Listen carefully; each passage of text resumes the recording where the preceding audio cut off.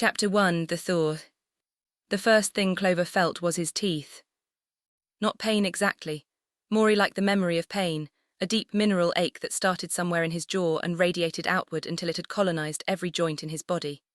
He became aware of his fingers next, then his knees, then the specific and personal misery of his lower back, which had always been unreliable and had apparently decided that several centuries of unconsciousness was no reason to change its position on the matter. He didn't open his eyes yet. There was light on the other side of his eyelids, pale, even, sourceless, the kind of light that didn't come from anything as honest as a window. He filed that away.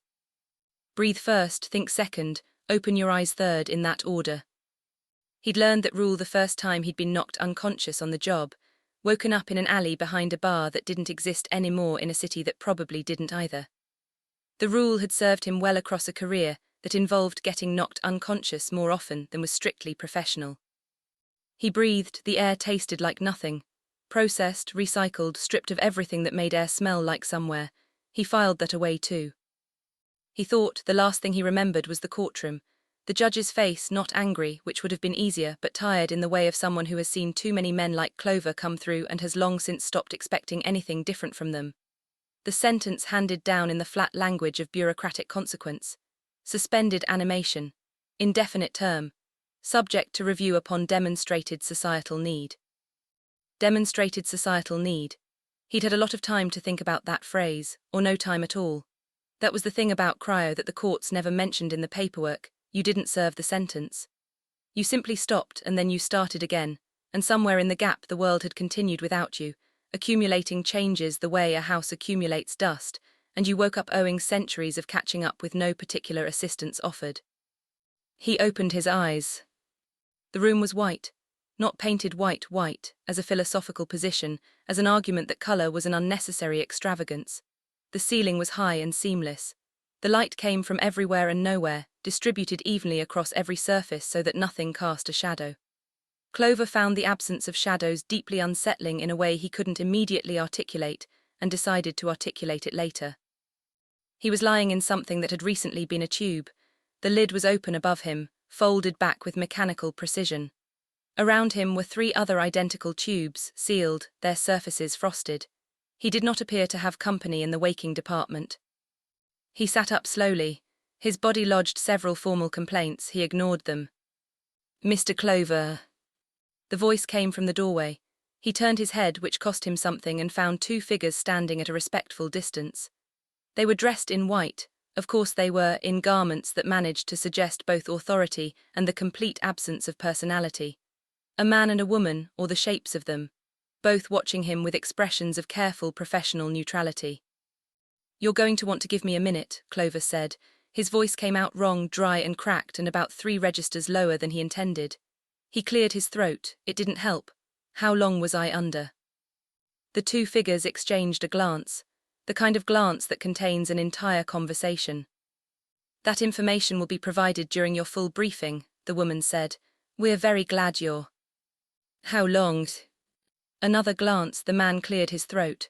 "Several centuries, the precise figure will be provided during the briefing, right?" Clover looked down at his hands. They looked like his hands. Same knuckles, same scar along the left index finger from an encounter with a broken bottle in 2031. He had been unreasonably attached to those hands for most of his life and was privately relieved to find them still attached. Centuries, plural. "Yes. Great," he said. "Fantastic, love that for me." He swung his legs over the side of the cryo unit and sat there for a moment, letting the room stop tilting. His feet were bare on a floor that was neither warm nor cold, just present, frictionless, another surface that had been optimized past the point of character. "There are clothes," the woman said, gesturing to a folded pile on a nearby surface. "And we've prepared nutrition for you. The reintegration process recommends." "Who died?" Silence. "That is why you woke me up," Clover said. "Right, not for my sparkling company, not because you missed me. Someone died and you need someone to look at it. That's the only reason you'd pull a frozen detective out of storage." He looked up at them. "So, who died?" The 2 figures exchanged a third glance. He was already tired of those glances. They had the quality of people communicating in a language they didn't realize he could read, the micro-adjustments of people who were not quite used to being surprised. His name was Aldous, the man said finally. He was the head of our administration. Clover watched the man's face while he said it. There was something there that wasn't grief, wasn't quite fear. Something more like structural anxiety, the expression of someone whose building has developed a crack they don't know how to explain. The head of your administration, Clover repeated. Someone killed the person in charge of running your city. Yes. And your city, which appears to be doing extremely well for itself. He gestured at the seamless white room, the sourceless light, the general atmosphere of aggressively managed perfection. Doesn't have anyone on hand who can look into that. The pause that followed was fractionally too long.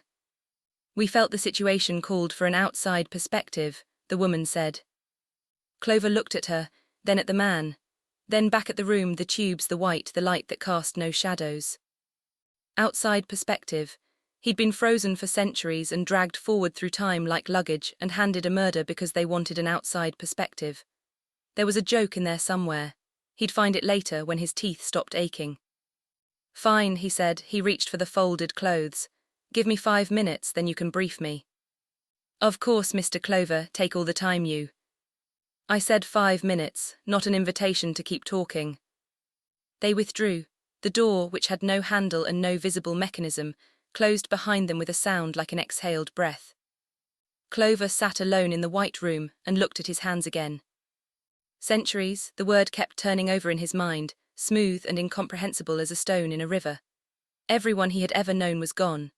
Every street he had walked, every bar he had sat in, every miserable detail of the miserable world he'd come from gone, replaced by whatever was on the other side of that door.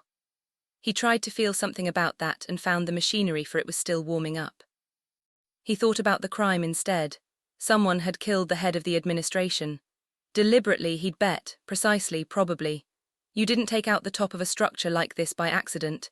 You did it because you wanted the structure to notice. Who he thought and why, and then because he was a detective, and this was the part that had always been more interesting than either of those. What did Aldous do to deserve it? He got dressed, the clothes fit perfectly. That bothered him too in ways he'd articulate later. He stood, his back complained, he told it to manage. He went to find out what Century tasted like.